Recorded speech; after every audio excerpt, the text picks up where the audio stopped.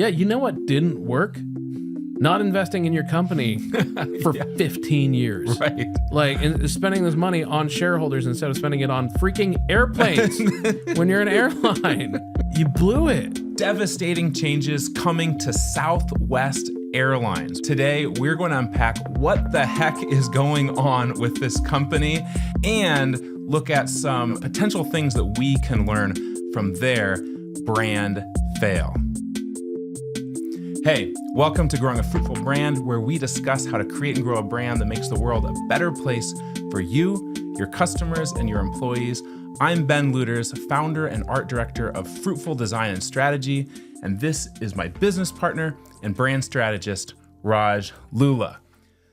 Let's start here. Raj, we fly Southwest a lot. Yep. We're both Southwest credit card holders. I've been racking up a bunch of miles. Probably need to go on a vacation. You just went on one. Why historically have you loved Southwest so darn much? Well, it's never been like the first class experience. Right. It's never been, and it never claimed to be either. No. It was this kind of quirky upstart thing. They had, one of the big things that I always loved was that they didn't have first class and coach. It was just all kind of middle class in a sense. It was all leather seats in a time where like only first class got leather seats and coach got these like nasty, kind of felt seats or whatever those were. And then so it was kind of a sort of first class experience for everybody.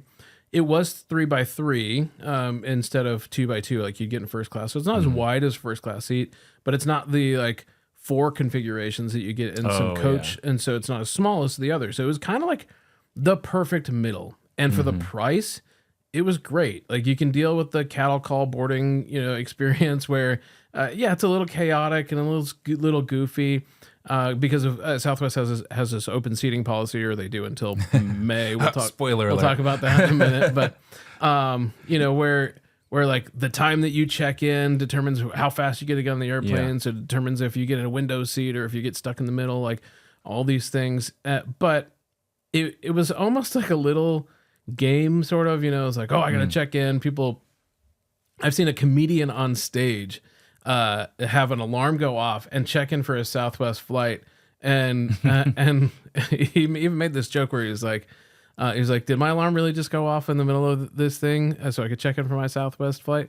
It was, heck yes, it did. I'm not sitting in the middle seat for you guys. It was such a great moment. It was so relatable. I don't even know if he really was checking in for the flight. It was like, but because it was that relatable and that funny. But what are some of those other differentiators? Like, because they've always kind of done things a little bit differently. So what are those distinctives? So, so open seating, which I was kind of indifferent to. Like, I didn't really care if it was open or not, but it was, you could work it to your advantage if you remember to check in early, or after a while you could buy early bird seating, they called it. So there was that. There was the free baggage policy when everybody started charging that's for bags. a big one. That was huge. Yeah. What is it? 2 free bags. 2 free bags. And then carry-ons. You get 2 carry-ons as well. But that's actually, I don't know if that's standard across airlines or not. But 2 free bags, 2 carry-ons. And then, free snacks, which was another thing too. It's just like a lot of your low budget, Spirit Airlines, those kinds of folks will charge for snacks on the plane. And then also just they have a lot of like attention to the hosting experience. That the flight attendants are funny. I was just flying last week, and on the first flight, the flight attendant goes, "Did anybody drop this?" And she holds something up, and everybody looks up, and she goes, "Now that I have your attention," and it was the safety briefing, and it was like, she doesn't have to do it, like, but it's just a little. Do they train them to do that, or do they just like hire funny people? I think they incentivize them to be fun and funny. I've seen people rap the thing. I've seen people. Yeah, when tell you and jokes I through were it. flying, I can't remember what it was, but the person just said some of the funniest stuff that just like, okay, I don't even want to watch this, but now I feel like I kind of should, because they've earned that attention. I mean, their logo was literally a heart. Which it wasn't always that, but their stock ticker is LUV Love, because it's based out of Dallas Love Field. That's where they started. Another thing that's actually really big that they did differently is they don't have hubs. Like it's not an airline where you're always going to be flying through Atlanta for, I think it's Delta. And I didn't know that. That's interesting. Yeah, Chicago I think is one of the United hubs. Denver might be as well. And so like you're always going to be routed through one of those hubs if you're flying, especially from a small city like ours. Yeah. Southwest, on the other hand, there's a direct flight to Nashville from here. I think there's a direct flight to San Francisco from here, and they use a route model as opposed to what's called a hub and spoke, and so that does make it a little more difficult. It's more logistically challenging, but for these mid-market cities like us, it gives you more opportunities, more routes, and yeah, sometimes you have connecting flights through St. Louis or Chicago or wherever. But it's usually on the way to your destination, and it's the price you pay for getting a lower fare. It's not bottom of the barrel like you feel like you're being shoved in a Greyhound bus kind of experience, but it's thoroughly middle class. I think that's kind of how, as I've been thinking about all the things that's happened with Southwest in the last couple of weeks, that's been the one piece that has really stood out to me is that it's thoroughly middle class. Like the seats aren't the best, they're not the worst. The boarding process is a little funky, but you get a decent seat on the plane if you don't wait till the last minute to check in. You get free snacks, and it's not a gourmet meal, but you're going to get to your destination just fine. If you're really hungry, you can pack a sandwich, that kind of thing. It felt so middle class. There was this kind of equality among everybody on the plane. Sometimes good, sometimes bad. Sometimes not. But that's a distinctive, to, but that's like if you want the other thing. There's other airlines for that, and this has kind of been the brand of Southwest. One other thing, they always fly 737s, Boeing 737s, and that's good because. Unless Boeing's going through something. Which hasn't happened. It could happen, Raj. No, but we'll get into that. Historically, that's been really good because, first of all, 737 is a very nice plane. Like it has been traditionally. What's your favorite plane, Raj? I like the 737s a lot. I mean, the 747 is a great plane. I love F4 Phantoms. Can we bring those back? Sorry, Air Force kid.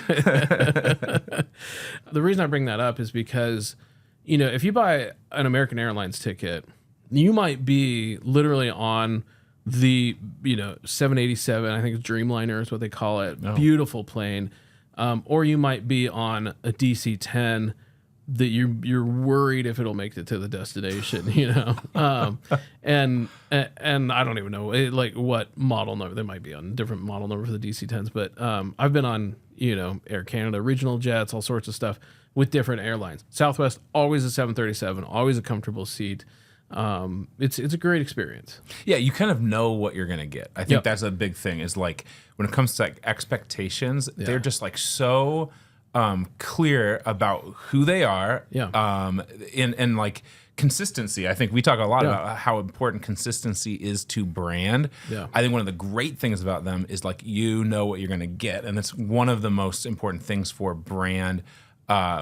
Strength is that consistency over time and differentiation from others. And so like what happens is you kind of form these like tribes of like loyal people who hold the credit cards, they build up the points and they use the infrastructure. One thing I didn't even realize until I was looking at some of the changes that we'll get into is that Southwest, it hasn't been on sites like Expedia and stuff like that. You have to be in their ecosystem.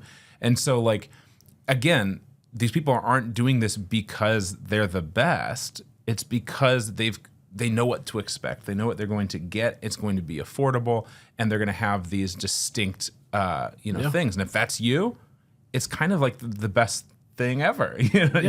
Southwest is the Starbucks of airlines. Exactly. It's your coffee's gonna be burned. Just kidding. It's not the best cup of coffee objectively. Like your average Starbucks barista is not winning the world championship of baristas. But it's also not the worst cup of coffee. No. It's not going to be dirty water gas station coffee. It's going to be a decent enough cup of coffee. Yes. And honestly, I mean, I drink tea every morning, and is it the best tea in the world? No, but it's the same every time. I buy it bottled, and so it's like I have the same tea every morning, And that's something to look forward to. There's a comfort in that consistency. Now, do I love going on vacation, trying a new place, and having a tea that really blows my mind? I'm like, oh my gosh, that's amazing.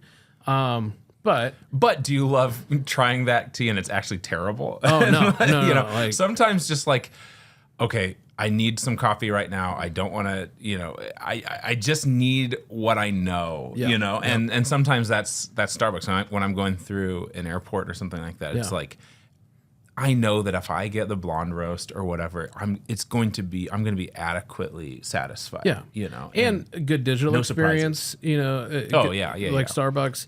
Loyalty, all that kind of stuff. It honestly, I can't believe I didn't think of this analogy before, but it really is basically the Starbucks of airlines. It's the new title of this episode. It's a really consistent experience, great digital experience, built a lot of brand loyalty over time, and has had its missteps too. I think that's an apt analogy as well. But basically, like, you walk into a Starbucks in any city in this country, and you're going to get roughly the same experience. Exactly. And that's really comforting to people, especially when you are traveling. Okay, so if you've made it this far, it's time to get into the actual changes. What are the changes going on at Southwest, and how is this really going to affect people like us who, and maybe you, who are historically big fans of Southwest? So what are these, Raj? Can we just kind of run through some of the big changes going down? Yeah, so they are changing the seating. They're going to get rid of the open seating policy for an assigned seating policy. Yeah, how do you feel about the open seating ending? Yeah, I mean, it's funny. I really haven't flown on anything except Southwest in such a long time that I'm just so used to that experience now. Yeah. It's going to be a little bit of an adjustment, I think. Having assigned seats, I'm used to that in, theaters and stuff like that. You get to choose if you want, a window seat or an aisle seat and all that kind of stuff. So it kind of makes sense. Maybe that's not going to be that big of a deal. But I do feel like, again, back to the differentiation, it's kind of one of the main distinct things about them that, love it or hate it, it just kind of feels like them. Yeah. So that's and for me, that's in the category of, this is a change. This is going to be different. Only time will tell if that's going to be like the thing that ends them. I don't know if that necessarily is a death knell, but it is something that they've done differently. Now, I think in the research that I've done, it seems like they realize or think they realize that they've been missing out on a lot of potential money from having different classes of seating and assigned seating. Yeah, let's talk about that in a moment, because I've got opinions about that. But for me, I am kind of indifferent to the open seating policy. Yeah. I do think it's interesting because it creates a new dilemma. Because I mentioned on Threads after the last time you and I flew together that it seems like with the open seating policy, that our row always attracts like a linebacker-sized guy to sit between us. Like, I'll sit on the window, you'll sit on the aisle because you like a little bit more leg room. And then we always put like a bag or a coat or something in between us, like we're saving it for somebody, and hope that no one comes. Hope that there's open, But then there's always like a jokester. Remember that last time Raj and I were flying, and it was like a big linebacker guy. There's so much available space on the plane, and we're going to be fine. We've got our little space here, our little elbow room, and this big dude's like, "Hey, is that spot taken?" And we're like. We both just look up, and he's like, "I'm just messing with you guys." that was hilarious. Southwest has actually gotten really great about, on the TV monitors above your gate. They will often tell you if the flight is full or not. And and especially if it's not full, if it's like 75% full, then they'll tell you that it's not, because they want you to spread out. They want you to move seats around. And they actually scientifically need you to spread out, right? Doesn't that help it fly? So that not every weight distribution. I don't think that really dawned on me till this last time we were flying too, when they're like, okay, no, we have a lot of room. We need you guys to spread out. There were 80 open seats on that plane. Calm down. I'm like, oh yeah, we don't want this thing flying sideways. Everyone just gravitates. It's like when one of your tires is low and you kind of have to it was kind of funny. But and this whole process actually came about through innovation, is because they found a faster way to board planes, because if everybody's not doing the assigned seating thing, then they can turn planes around faster. And it was actually part of the way that they became a profitable airline was through this kind of different type of seating policy. Do you know when that started? Like, has it always been the case? It has always been. It's been a long time that it's been this way. And I'm pretty indifferent to it though. But I do kind of think now. So I mentioned this on Threads that we always get somebody, some big guy who sits between us, and we're already big guys, and people like started openly body shaming us, which I thought was a little rude for the Husky Headed Boys Club. But we would prefer children or Stuart Little or somebody to take to take the seat between us. But now if we're choosing seats, we do have to kind of factor that in of, do we think this flight's going to be full? Does anybody want to buy this seat between us, or should we pick different rows purposefully now? Because you can't have that kind of game of, are we going to get an open seat and can talk on the flight if we want to? Yeah. Or do we want to get real snugly next to each other, and leave that aisle seat for somebody?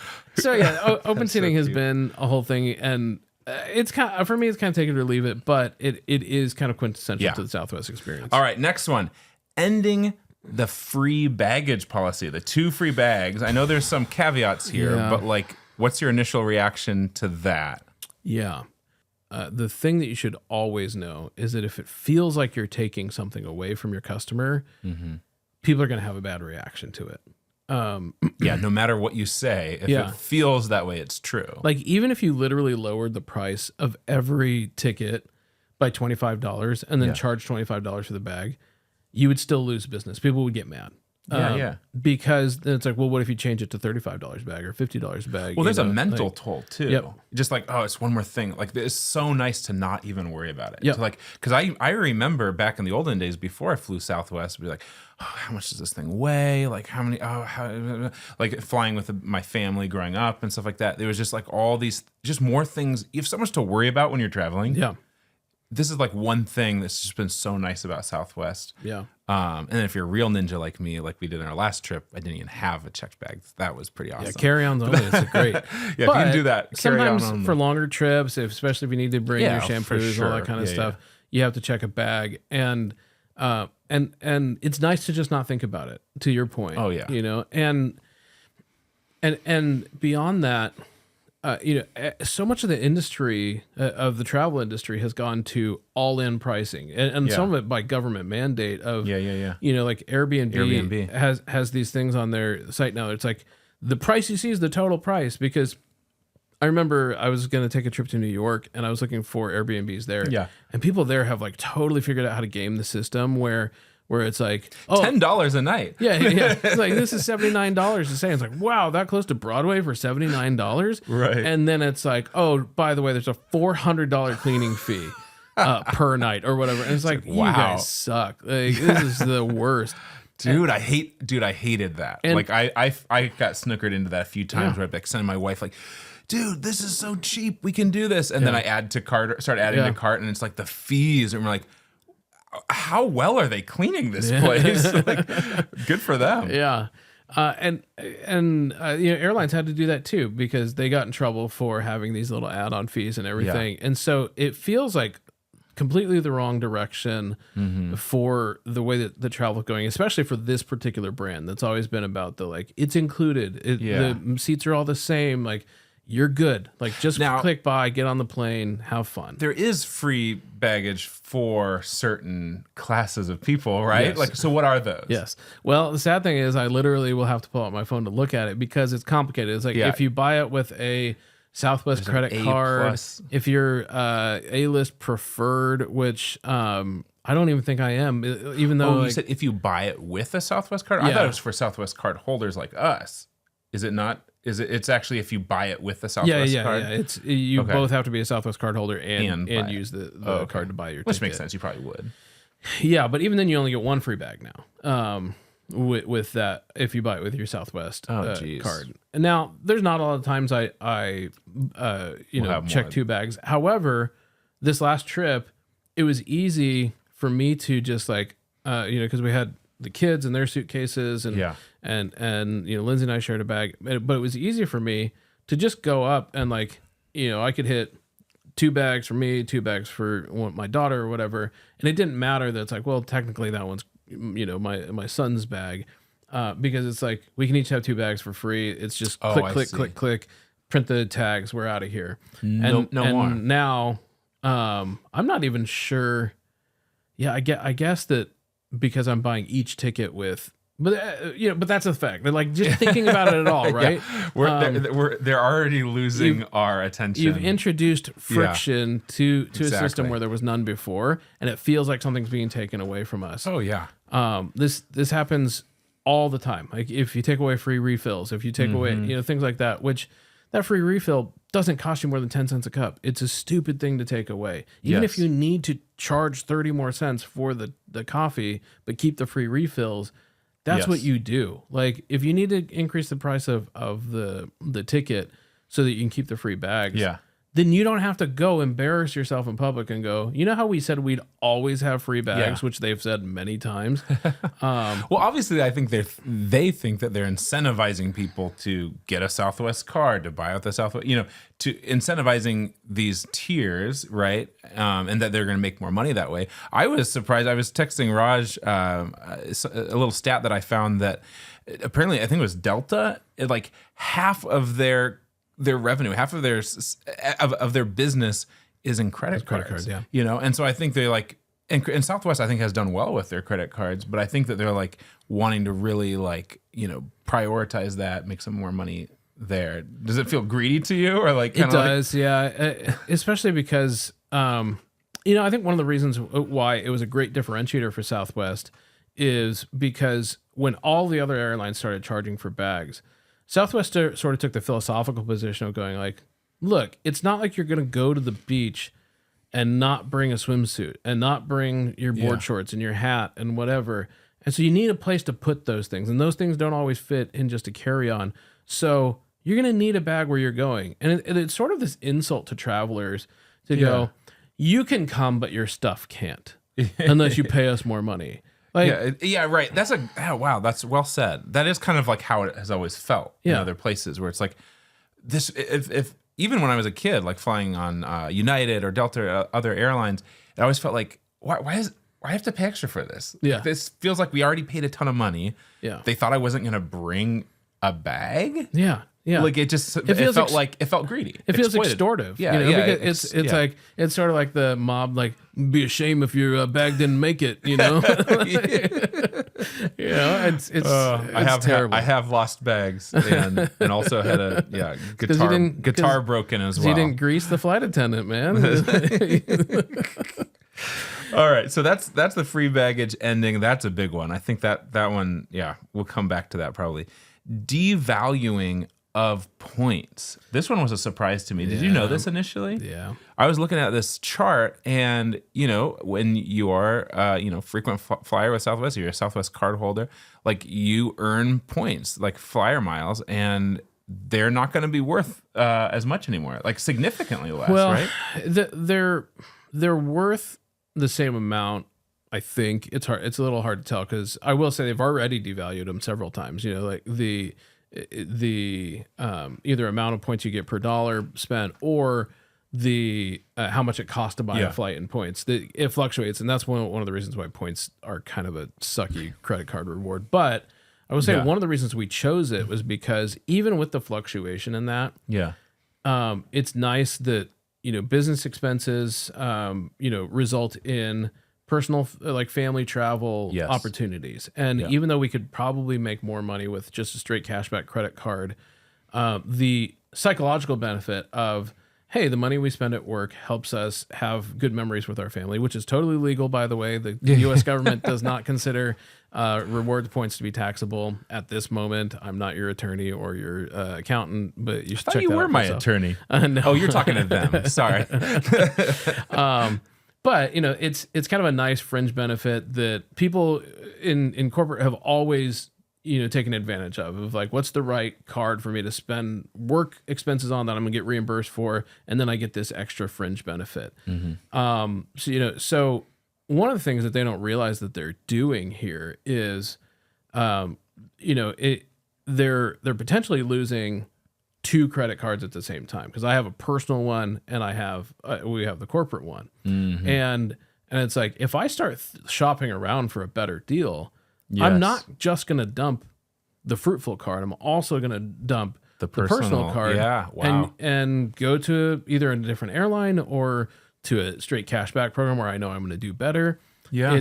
It feels crazy to me to be messing with that, especially at the same time that they're taking away other values. Yeah, I think that's kind of the thing behind all of these changes as we kind of get into them, is like what you're doing is you're basically just presenting an opportunity to every loyal customer of yours to maybe consider changing their mind. Yeah. Like consider other options for maybe the first time. Yeah. So suddenly when you're no longer that consistent brand experience, you're no longer, the company that everyone knows and loves, it starts making you just wonder about other options, Yep. in a way that maybe you never had. It's like, hey, I'm happy with what I have. When you change, and sometimes change is inevitable, and we can get into that. Like maybe some of these changes they really did need to do. We'll see about that. But but there's always going to be pros and cons. Every time you change, there's going to have effects. So just to be clear about what they're actually doing is, so they have these different fare tiers, and it used to be that you earn 1 times point on this tier and 2 times on this and 6 on this and 8 on this. They're basically lowering all of those, and they're introducing a new lowest level, which is funny because somebody shared screenshots of their former advertising, making fun of like basic fares. That it's like there's nothing basic about our fares, and then they're literally introducing one called Basic now. It's called Basic. It's an ugly look, and. So basic. A lot of people have talked about how they feel really bad for the marketing managers at Southwest because they're just like, we know what we've put out there already, and they must be suffering. So, love to you guys. Yeah, sorry. We feel for you, okay? Well, it's funny, like what kind of started this whole thing with us, we were having lunch and Raj showed me something from Southwest social media, a little thing, and there was something in that post. I think on the second slide, a way that they worded something that I don't know if you wanted to talk about that at all. Oh, I definitely the way they're kind of telling people how to feel. Yeah.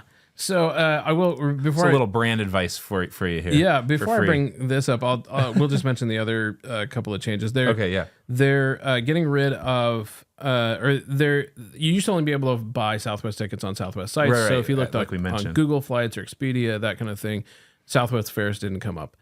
I didn't really care. It was a little annoying, being that if you're shopping between airlines for like, is it cheaper to go to DC with Delta or with Southwest or whatever?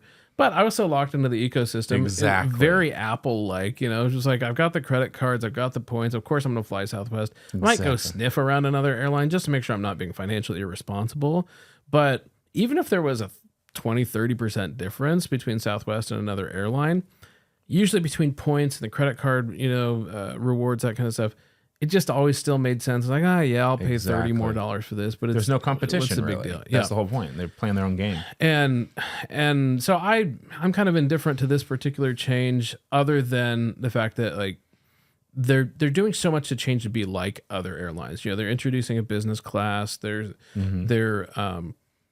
getting on these other sites, and it's all in the name of like, well, this is how the other airlines are making money. And it's like, I don't think that that's how Southwest has made money for 50 years. Like they were profitable. I think it was for 43 years in a row. It might have even been 47, but it was incredible. 40 plus years in a row. Profitability. Other airlines are getting bailed out by the government, and Southwest is like just kicking butt for 40 plus years.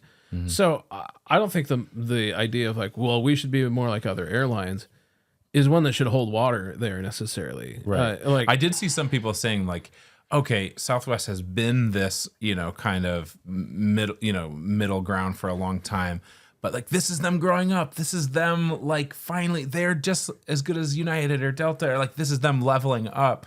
And I don't know. I think that obviously time will tell if that's true. I feel like when you've really made such a you've had a place in the market and you've been so special and been so differentiated, to just be like everyone else and even to have your fares next to everyone else's, I don't know. It'll be interesting to see if they can survive This this. would be like Apple saying, you know what? We realize iPhones are too expensive, so we're gonna start allowing Motorola to put iOS on their devices, or Nokia. Yeah, or, it just starts dirtying the Samsung. brand. Yeah, it really. it's hard to imagine this working out well. Yeah. The other change they're making is they're doing corporate layoffs. To be honest, this one is, I think, barely noticeable in this whole thing. Corporate layoffs. Unless you work there. Well, sure, yeah, and I don't mean to be callous about that, but For all of our Southwest employees or former Southwest employees. But I will say, it's kind of one of those things that you get a little bit of a black eye in the press when you when you do layoffs, but it goes away because somebody else does one right after you, or it's whatever. inevitable, especially publicly traded companies, big companies, but really everyone when there's financial stress and there's only so many levers that you can pull, and sometimes that has to be done. And I guess the only thing I will say about that is that on top of all of the other changes, airlines' number one brand is trust.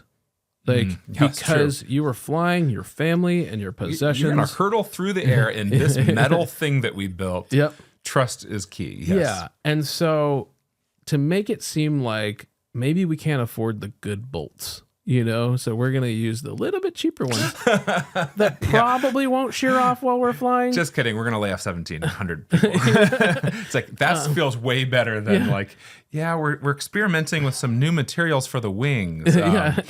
Balsa wood is way more. but when you lay off that many people as an airline, you're like, does that include the mechanic, or is he sticking around? It's like all the pilots are gone. It's all co-pilots. They know what they're doing. It's AI now, autopilot, full self fly now. I'm not into it. Ben's mom says that we're special, but we won't know unless you like and subscribe. How do you know what my mom says? So, it's noticeable in the midst of all the other changes. I think if they just announced it on a random Tuesday and the stock price would go up a little bit, probably just go like, less expense, whatever. There's probably too many middle managers there. Would normally probably just go fairly unnoticed. But because it's in the midst of this otherwise unprecedented storm for Southwest, it seems insane. So you talked about this social post. Yeah. So, it was 2 days after they announced that they're getting rid of the open seating and the free bags. They put up this post. We'll show it on the screen, but it says, "It's not like we traded Luka," which is a reference to Luka Doncic being traded to the Lakers, which was totally lost on me. Yeah, and maybe other designers out there who you're not big into the sports ball, but and was considered a pretty big betrayal to the city of Dallas and a surprising move in the world of basketball. So they're trying to use humor, trying to diffuse the situation, use cultural events. Okay, but then what else do they say? The second slide says, "We've made updates to our bag policy, and you're still going to love flying with us." And "love flying with us" is bolded. Now, Uncle Raj is going to be your brand strategist for a quick second here. Uh-oh. When he says Uncle Raj, I just kind of get ready. Bristle a little. So here's the thing. You don't get to tell me when I'm going to love you. Ever. Like if a boy were dating my daughter in 10 years or 20. 30. Never. And he said to me, like, he's coming over to the house to meet us for the first time. He goes, "You're going to love me." I'd be like, already don't. Not a great start. Reverse psychology kicks in. And the crazy thing is there are reasons that we're still going to love them. We're not good. Well, the next page is just like this, undecipherable, hieroglyphics. Here's how the Rubik's Cube of how you can fly your bags for free. And yes, we've taken away something from you, but we made it confusing at least. Yeah, that's great. A-list preferred. And then it says, "What hasn't changed? Our Southwest hospitality that you all know and love." Now, that's true. However, what I would do, if you even are going to start with this kind of post, first of all, how would you rewrite that? Starting with a tone deaf joke is probably not the way to go. Especially because half of your audience isn't going to get it. They're not paying enough attention to the world of basketball to really care. If there were some other major faux pas that were happening in the world, then maybe you could use it, but probably better just not to. Probably better to come straight out and go, hey, we're listening. Unfortunately, these are some changes that we have to make to keep serving you well. Here's what we're not changing. I do like that approach of, we are still free snacks. We're still, flight attendants who care about you and are going to serve you really well. We're still using the good bolts in the airplane. Yeah. We're not compromising on safety or any of those things. Yeah, you do have to kind of reiterate when you're making cuts that you are still trustworthy. Still flying great aircraft, that kind of stuff. You can double down on the things. But then I think you have to ask for the chance. Like we think you're humility. We think you're still going to love flying with us. And we'd love if you'd give us a try. I'd probably even drop a promo code. Be like, we'd love if you'd give us a try. Let us show you how much we care about you. Here's 20% off your next flight. That's how I'd come in. Not the like, oh, it's not like, my dog pooped on your floor. It's like, not great, guys. It's not like I killed your hamster. And I was like, I can think of a lot of things that you didn't do, but this one still sucks. It's still a bad move.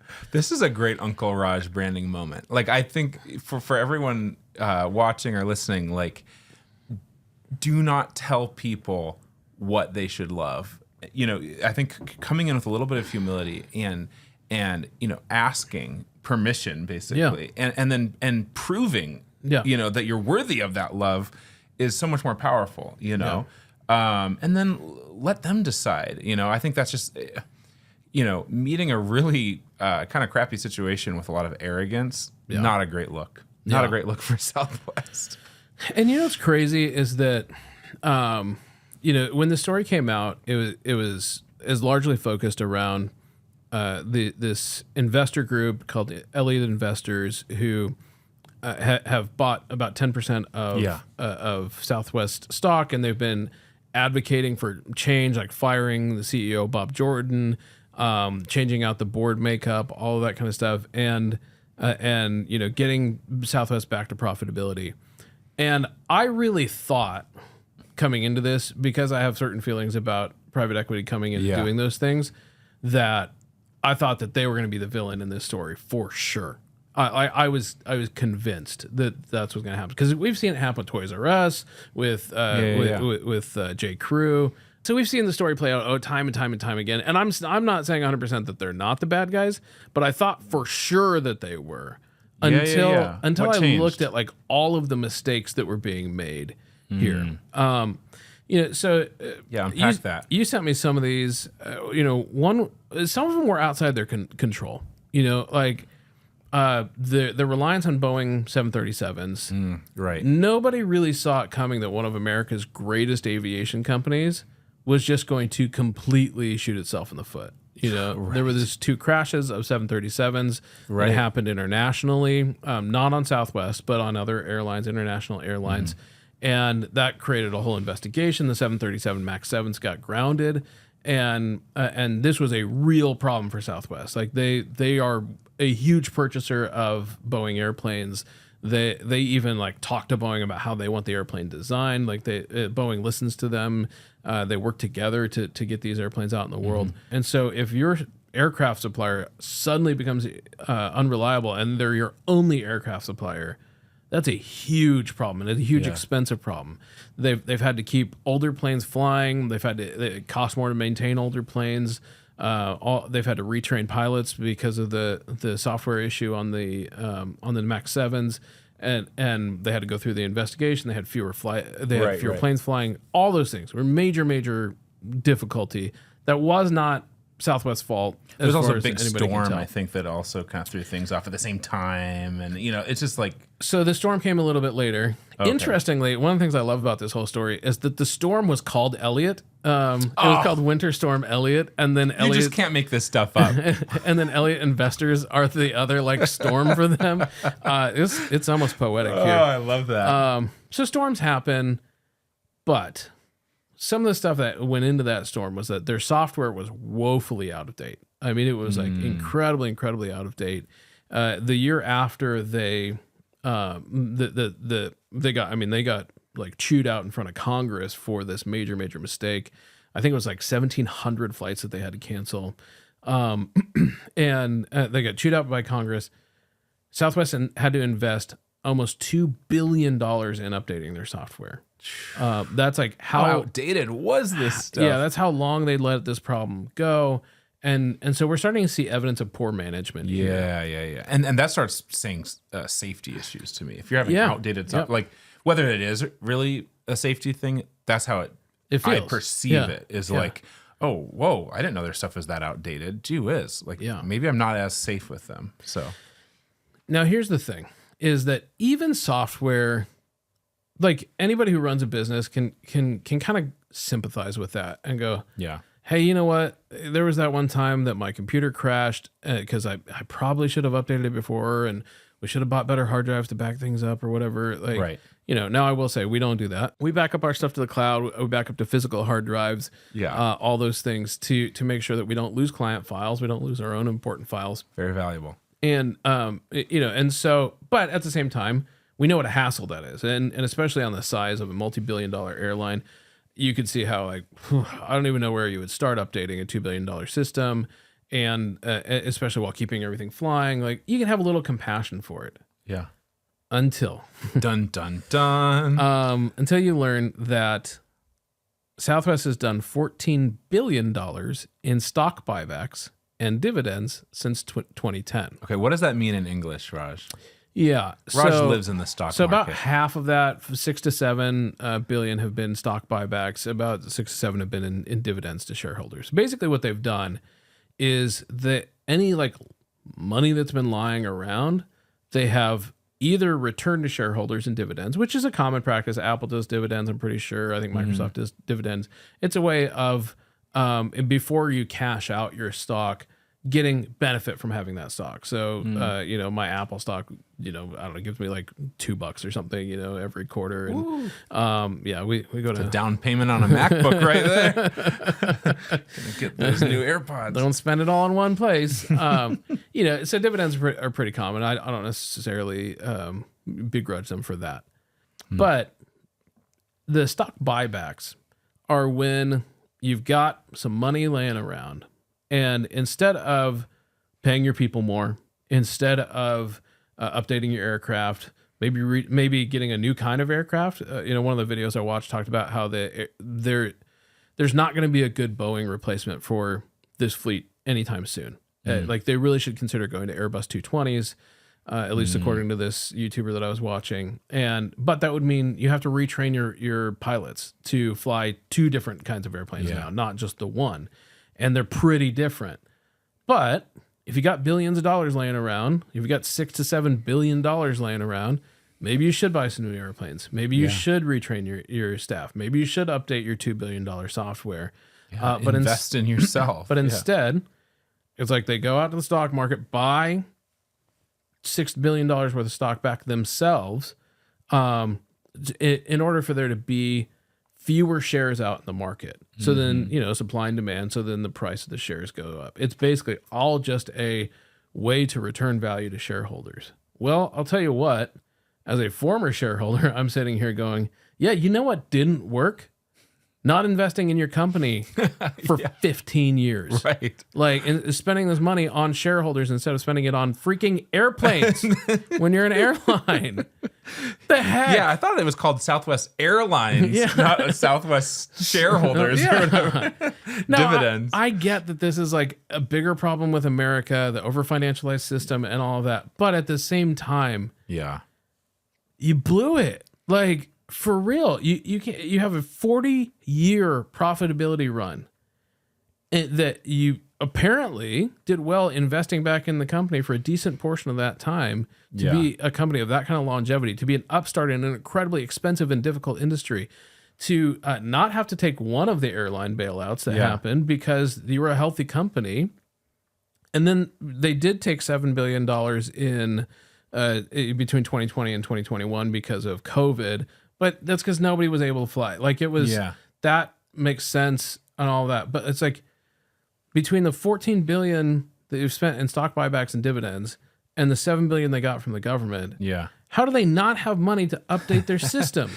I feel like and their airplanes? there's a great life lesson, a branding lesson here, for all of us. Like I think there's times, like Raj knows this, that I'm kind of on a personal budget Dave Ramsey kind of kick right now, and we can't spend anything, but sometimes you've got to spend money to make money, and you've got to invest in your company. You've got to update your software, you've got to update, you have to keep things up to date, or these kinds of things will happen, and you think that you're doing a good thing by penny pinching and doing these other things, but it's like you could actually hurt yourself really drastically. Well, and it'd be one thing if this was about a budget airline operating on razor thin margins and they just didn't have the money and they didn't realize soon enough that they should have taken out $100 billion loan to fix the company or whatever. Right. That's not what happened here. They obviously have had $14 billion in excess in the last 15 years that pilots unions and mechanical people and your IT have been warning you that these disasters were coming, and you didn't do it. Now, here's the thing. You can't do anything about Boeing absolutely, just going off the rails, although Boeing went off the rails for a very similar reason, which was prioritizing shareholder value over safety of freaking airplanes. It's crazy. The doors should stay on. It's just, that's just a pay to play value of making airplanes. You'd think so, so it is weird that they're both suffering for the same reasons. It's sad that they're both suffering for the same reasons. But you can't do anything about Boeing. You can't do anything about a huge winter storm. Those are things you can't do anything about. But redeploying your cash that you do have, and in a huge number, not deploying that correctly, that is a leadership failure. And so when I said that I thought that Elliott Investors was going to be the bad guy of this whole thing, it turns out that maybe they're right. It's sad because for me, this went from these awful private equity activist shareholders messing with a great American brand to kind of almost hoping for the demise of Southwest. To watch a company participate in their own demise so thoroughly and waste $14 to $20 billion over the last 15 years and put people at risk, putting people's plans at risk, not valuing their customers, all this kind of stuff. It's almost hard to see at this point how they could even do a turnaround, if they survive without a bailout in the next 5 years, I think that it's going to have a real come to Jesus moment with another founder type character coming in, going hey, we're going back to our roots. I think what you're seeing at Starbucks right now with Brian Nichols over there, I think that's his name, former CEO of Chipotle, coming in and saying hey, we're going to make Starbucks a coffee shop again. We're getting rid of some of the menu items so that people can easily order coffee here. And so our baristas can easily make coffee quickly. And so that people actually want to sit down and talk in our restaurants. I was telling you about an experience I had a few weeks ago, which was, when Starbucks ordered a tea in the drive-thru even, and they asked for my name. I'd read that Starbucks had made a massive purchase of Sharpies so that people could start writing names on cups again, which, having a little bit unusual name, I was like, okay, well, it's going to be back to weird spellings that you take a picture of and put on Instagram, but that's fun. So anyway, the gal asked my name and I tell her Raj, and I get up to the window and I get my cup and there's this long name written on it, and I'm almost like, is this the right drink? And then I read it and it says Bazinga on it. And and it's a Big Bang Theory reference. There's a character on the Big Bang Theory named Raj. And I laughed. I thought it was hilarious. Like, it was a good moment. And it was the first time in a long time that I didn't just feel like a digital number on an app. Almost all my coffees actually say Lindsay on them because right. Because I use her app, so she gets all the free coffee points. And so it's this return to personal service, to valuing the customers. I don't know if it's going to work for Starbucks or whatever, but at least this is what we'd like to see. Well, and like, think about how many times you've now told that story, and now you've shared it on your podcast. Yeah. Like, it's crazy how It's free advertising. a human touch like that can go so far. Yeah. And even like you were talking about at the beginning about just the humor and the personality of some of the people who work at Southwest, and what magic, the fun little stories that you can share about that, like, that can go so far. And I think that's in this world of AI and this world of everything being automated and digital, like, those little human touches are so important. Yeah. And so I don't know, Raj, like, hearing you say what you just said about Southwest, like, I mean, are you bold? Are you going to make a bold prediction? Like, do you think that this is the end of Southwest? I think that, I think that they probably go bankrupt in the next 5 years. All right. I'll make that bold prediction. If not bankrupt, then they will become one of many options. They're going to lose the loyal fans. I mean, even us, we're shopping for different credit cards now. Here's the thing. I might even like their business class offering. Like, I'm getting to an age now where, like, a little more legroom, whatever, sounds fine. That's the one thing I'm going to hold out on. It's like, maybe this will be nice. Here's the big problem is that they're going from being our only choice, the only choice we would even consider for most flights. Right. Unless we're going somewhere they don't serve. They're going from that to being one of many choices. Mm-hmm. And I've heard a lot of great things about Delta's, business class experience. I've heard a lot of great things about other airlines, food experiences, all those kinds of things. Southwest I've never been in a Southwest lounge. I have been in lounges for other airlines. So now they're becoming one of many options. It's hard to see how really angering your most loyal fans is going to create loyal fans out of other people. Yeah. Oh, that's a good soundbite right there. Are they going to steal Delta customers after poo-pooing on their own customers? Yeah. Right. Like, it doesn't make any sense. And so it's hard to see how this move is going to work. Will it lead to bankruptcy? I don't know. That's kind of a financial question, whatever. But I wouldn't be surprised if they either end up being bailed out or bought out in the next 5 years. Mm-hmm.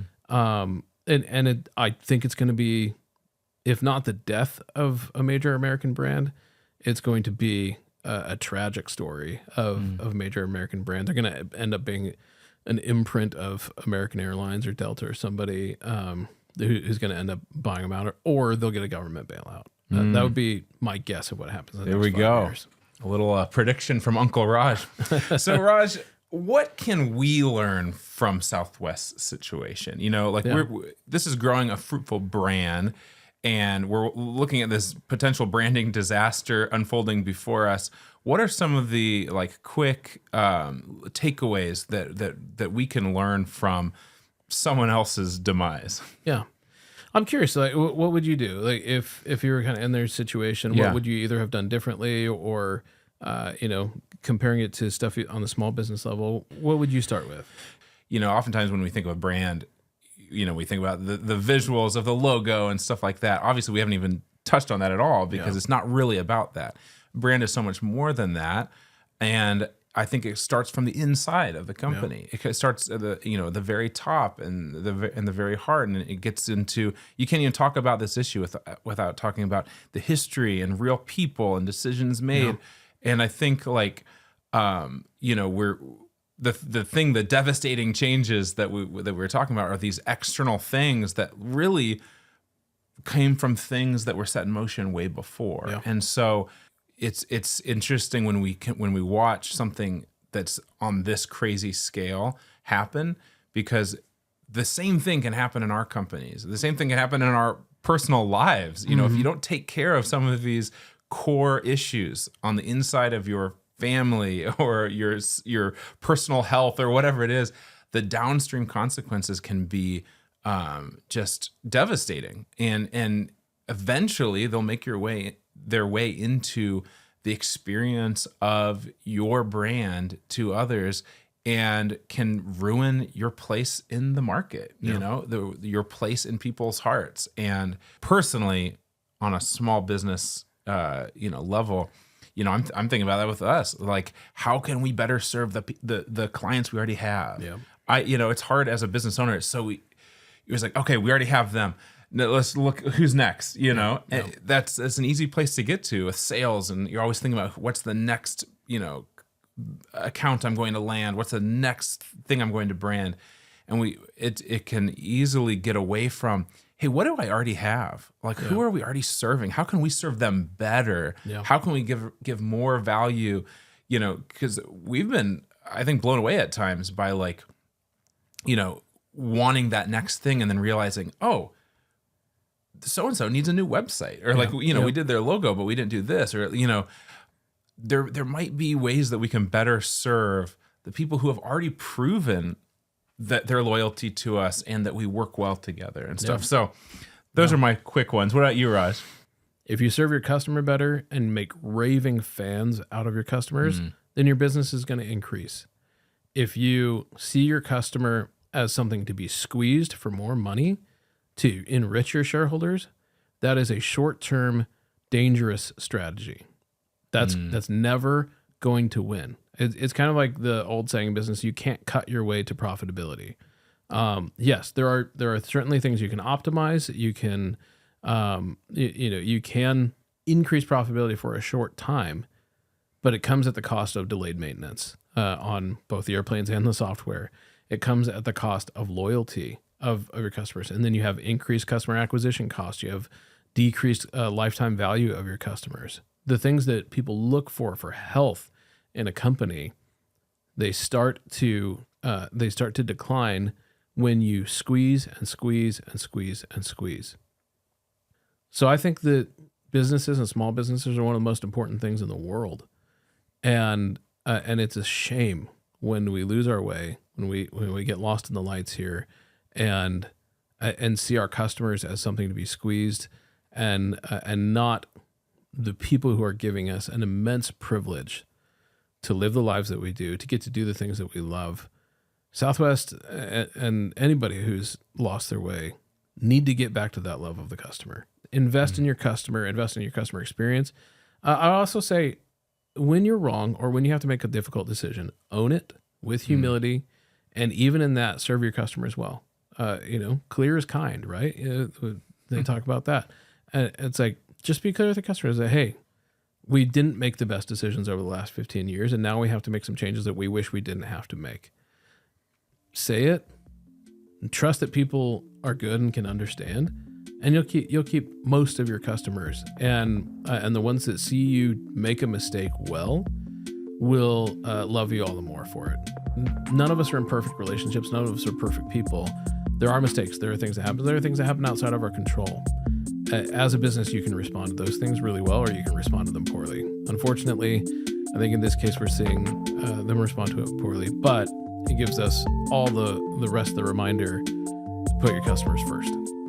Thanks for joining us today on Growing a Fruitful Brand. If you found today's show helpful, don't forget to subscribe and consider sharing it with someone who might also enjoy it. If you'd like to work with Fruitful on a branding, website, or messaging project of your own, you can always reach out on our website, fruitful.design. But until next time, don't forget to grow something good.